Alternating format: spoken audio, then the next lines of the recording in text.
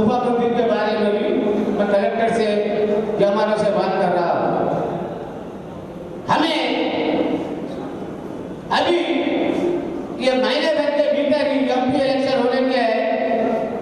अब मिनिस्टर साहब से प्रार्थना करेंगे कि अगर 1 महीने के भीतर हमारे गुफा मंदिर का कार्यक्रम और महाकाल कल्याण मंडप का कार्यक्रम अगर प्रारंभ हो जाता है तो बड़ी खुशी की बात है। नहीं तो जो 20 लाख रुपया इस कल्याण मंडप के लिए गवर्नमेंट की तरफ से सैंक्शन हुआ वो कैंसिल हो जाएगा। और हमें देखना है कि एमपी इलेक्शन से पहले अगर से मिनिस्टर साहब हमारे कार्यक्रम को प्रारंभ करेंगे तो ठीक रहेगा। अगर से नहीं करेंगे तो लोगी आज हम लोगी समाज लोगी शक्ति सदर पंचायत उनसे प्रार्थना कर रही है। अगर से इलेक्शन डिक्लेयर होगा तब जो है सारी समाज आगे से पूछेगी कि इसका क्या करें। इसलिए हम प्रार्थना करेंगे कि जितना जल्द हो सके इसको जो है तो कार्यक्रम को चलाए। और दूसरी बात, अगर किसी अपने समाज के बंधु को लड़ने का के लिए हम कोशिश करेंगे तो उसके लिए सारी समाज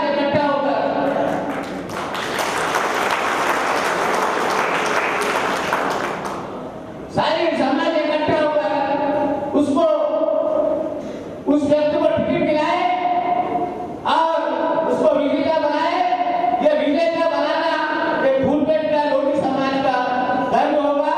और मैं हाथ जोड़कर आप सभी से विनती करता हूँ कि जो है इसको एक अपनी एकता अपना संगठन बनाए रखकर जो भी समाज के बंधु को टिकट के लिए अपन कहेंगे वो टिकट दिलाने का कार्य करें। जय हिंद। हमारे समाज के संचालक माननीय श्री गोहरलाल जी ने अपने विचार रखे हैं और हम उनके विचारों की कदर करते हैं।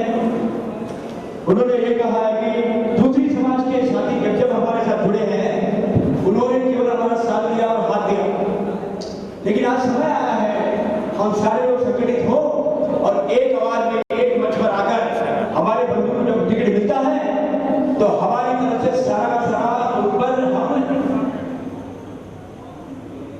समाज उन पर गर्व करेगा और सारा हमारा सहयोग उनके साथ रहेगा ताकि वो विजयी बने। इसके लिए उनके विचारों का हम कदर करते हुए हम आपका धन्यवाद करते हैं। और हमारे बीच माननीय श्री मनीष सिंह जी हमारे बीच नहीं थे, वो लोकचंद्री जागृत समिति के वो अध्यक्ष हैं और बहुत ही जोशीले कार्यकर्ता है। यहाँ की जो रूपरेखा आप देख रहे हो इसके अंदर लोकचंद्री जागृत समिति के नवयुवक ने जो कार्य किया है उन्होंने घर घर जाकर आप तक ये न्योता पहुंचाया है और इस समाज के अंदर जो इतनी बड़ी भव्य मीटिंग दिख रही है इसका बहुत सारा श्रेय मैं माननीय श्री मनीष सिंह जी को दूंगा और उनसे प्रार्थना करूंगा कि वो मंच पर आए और इस मंच की शोभा बढ़ाए।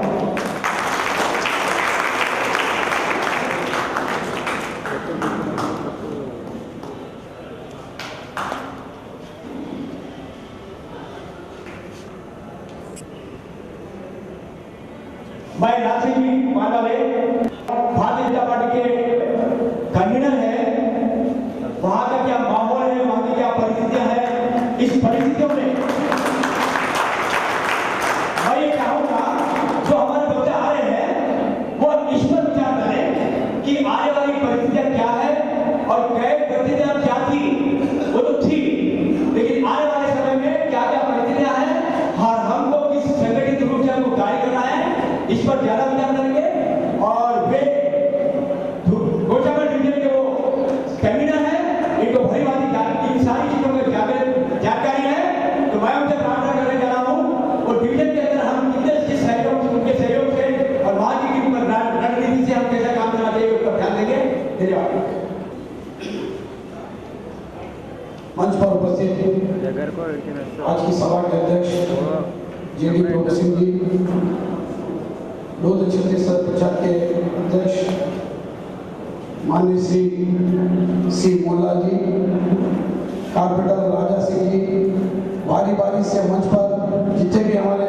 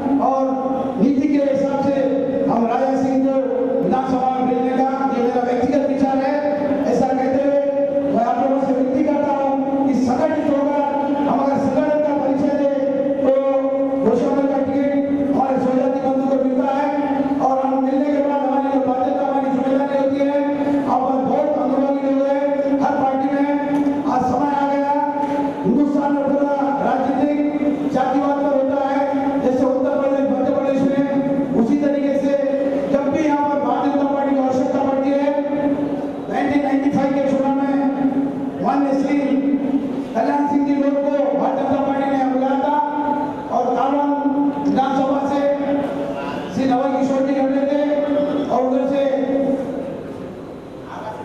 गंगा शंकर दास जी 1993 में चुनाव लड़ रहे थे और भागड़ी जी इधर से लड़ रहे थे।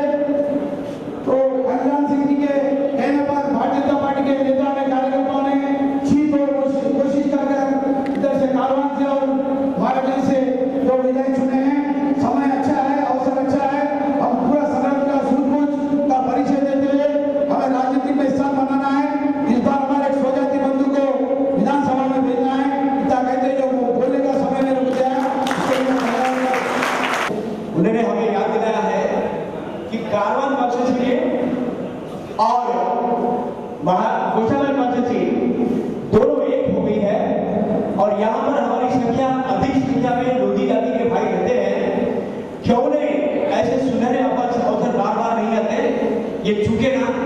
और ऐसे सुनहरे अवसर पर हम 35 से 40 हजार वोटर हमारे बीच है लोधी जाति के और ऐसी परिस्थितियों में हम इस सुनहरे अवसर को लाभान्वित होना चाहिए।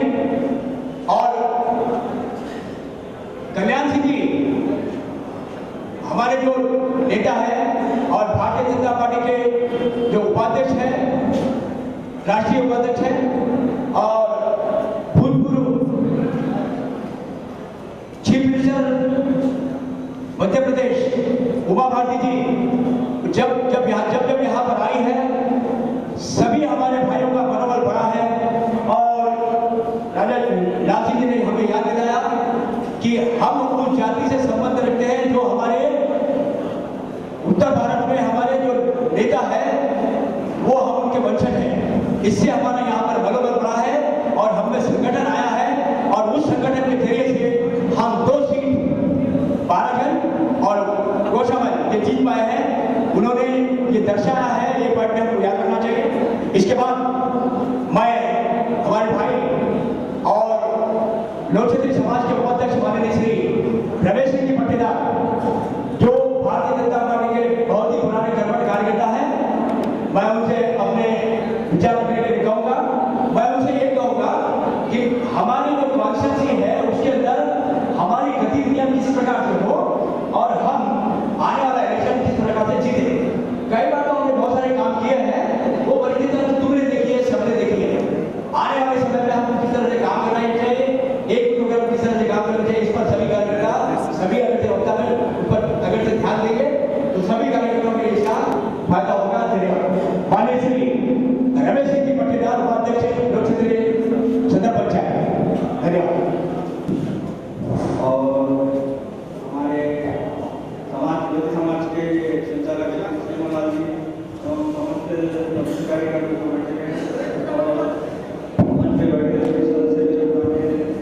कार्यकर्ता साथी बीजेपी के और उपस्थित सभी समाज के बंधुगण, सबसे पहले प्रार्थना है कि आप लोगों को एक मौका मिल रहा है अपने एकता के प्रदर्शन का, तो इसका हम सभी संगठित होकर हमारे अच्छे से कार्यकर्ता को जो आज हमारे समाज में क्या, हैदराबाद में क्या, दूर दूर तक कर्नाटक से, गुजरात से, महाराष्ट्र से जहाँ जहाँ तक भी पहचान बनाई है, ऐसे कर्मठ कार्यकर्ता को हमारे गोशामल कांस्टिट्यूंसी से टिकट दिलाने के लिए हम अपने समाज को इकट्ठे कर हम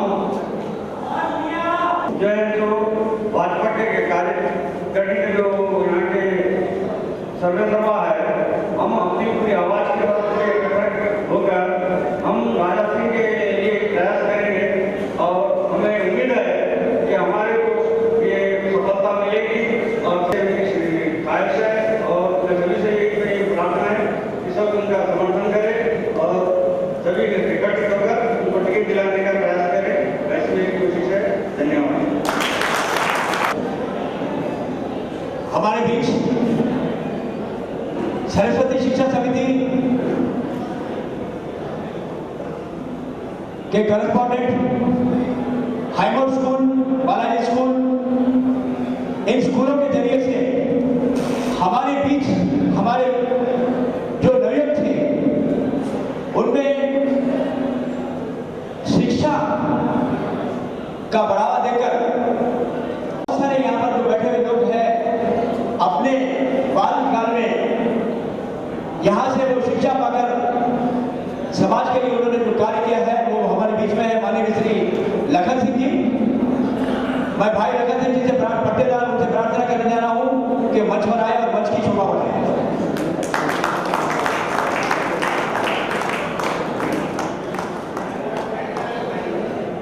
और हमारे बीच में माननीय श्री राजकुमार जी इंजीनियर, वे भूतपूर्व ग्रेजुएट एसोसिएशन के अध्यक्ष रहे हैं। मैं उनसे प्रार्थना करने जा रहा हूं कि मंच पर आए और मंच की शोभा बढ़ाएं।